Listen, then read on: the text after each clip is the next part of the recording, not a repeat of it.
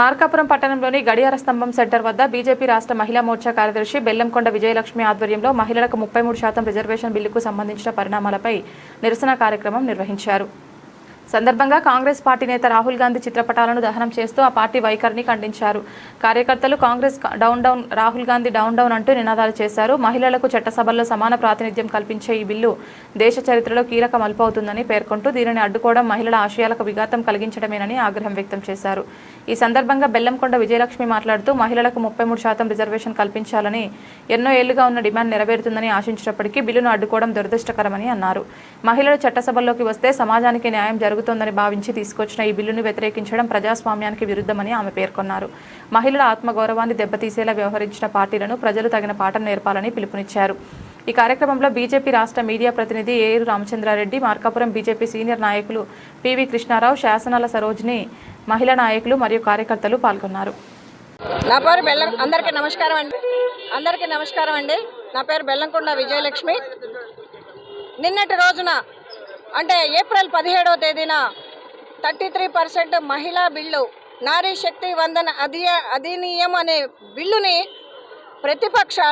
ప్రతిపక్షంలో ప్రధానమైన party Congress party వారు రాహుల్ గాంధీ ఈ బిల్లుని వ్యతిరేకిస్తూ మరొక్కసారి వారి చిత్తశుద్ధి ఎంత మాత్రం ఉందో అన్నది నిరూపించుకున్నారు.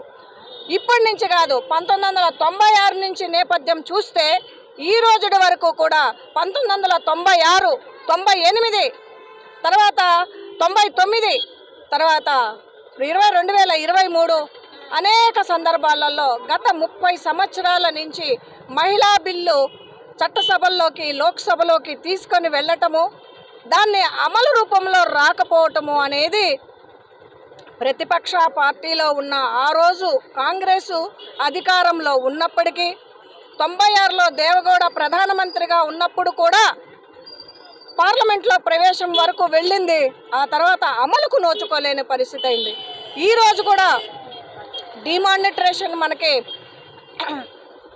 సెన్సెక్స్ అంటే మనకి జనాభా లెక్కలు, తర్వాత జనాభా లెక్కలు సెన్సెక్స్ అయిపోయిన తర్వాత ఈ 2029లో ఈ ప్రతిపాదన మహిళా బిల్లుని తీసుకురావాలి అని అనుకున్నారు. కానీ ఇప్పుడు ఇంత త్వరగా ప్రత్యేకమైన పార్లమెంటు సభ, లోక్సభల చర్చల్లో ఎందుకు తీసుకొచ్చారు అని అంటే, 2029లో మహిళా బిల్లు తీసుకొని వస్తే అది 2034కు అమలవుతుంది. కాబట్టి 2029లో అమలు కావాలంటే ముందస్తుగా ఈ బిల్లును ప్రవేశపెడితే రేపు రాబోయే ఇంకొక 6 నెలల్లో రాబోయే అనేక రాష్ట్రాలలో రాబోయే స్థానిక ఎలక్షన్స్లో కావచ్చు, ఆ తర్వాత లోక్సభ ఎన్నికలు, తర్వాత అసెంబ్లీ ఎన్నికలు జరగబోయే 2029లో ఇది అమల్లోకి వస్తుందనే ఉద్దేశంతో ఇది ముందస్తుగా ప్రవేశపెట్టడం జరిగింది. అయితే ఇందులో ఇప్పుడు కూడా వారి యొక్క చిత్తశుద్ధి అమలుకు నోచుకోకుండా ఎప్పుడూ కూడా వారు వెనకడుగు వేస్తూ వారి యొక్క మహిళల పట్ల, మహిళా బిల్లు పట్ల వాళ్ళు చేస్తున్నది ఎప్పుడూ కూడా ముందంజ ఎప్పుడూ ఉండదు. మహిళల్ని ఎప్పుడూ రమ్మని పిలుస్తారు, కానీ ఎప్పుడూ అడ్డు చెప్తూనే ఉంటారు.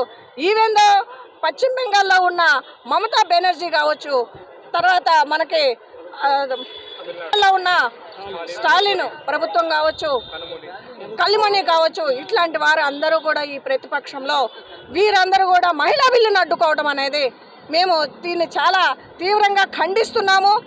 ఎప్పుడు కూడా పార్లమెంటు దాకా వెళ్ళటము, అమలుకు నోచుకోలేని పరిస్థితుల్లో ఇది వెనకంజగా వేయటము గత 30 సంవత్సరాల నుంచి ఇదే పరిస్థితి అవుతుంది. కాబట్టి దీన్ని మేము ఖండిస్తూ ప్రతిపక్ష పార్టీలు ఎప్పుడూ కూడా మహిళా బిల్లుకి అమలు కాకుండా, నోచుకోకుండా ఎప్పుడు కూడా అడ్డుపుల్లేస్తారు. అంటే ఒక అడుగు వెనక్కేసినంత మాత్రాన అని అంటే, ఒక అడుగు వెనక్కేస్తే మళ్ళీ దశాబ్ద కాలం అవుతుంది అని చెప్పి, మళ్ళీ 2034కు అవుతుందని చెప్పి ఈరోజు ప్రధానమంత్రి కూడా జాతిని ఉద్దేశించి మాట్లాడుతున్నారు.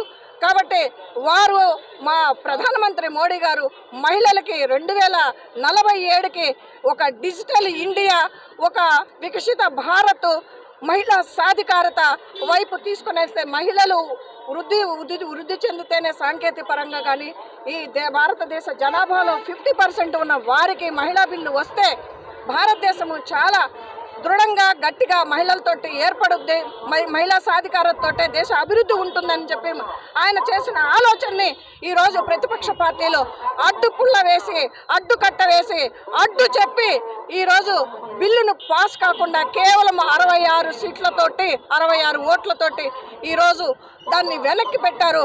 కాబట్టి దీన్ని మరొక్కసారి మేము అందరం కూడా ఈ ప్రతిపక్ష పార్టీలను వ్యతిరేకిస్తూ వారెప్పుడు కూడా మా మహిళల రిజర్వేషన్ని ఎప్పుడు కూడా అడ్డగించిన వారిని ఎప్పటికీ మేము క్షమించము. మా మోడీ గారి దీన్ని ఇంకా కొద్దిగా ప్లాన్డ్గా మహిళల వైపు నుంచి ముందుకు నడపాలని మేమందరం కోరుకుంటున్నాము. Down down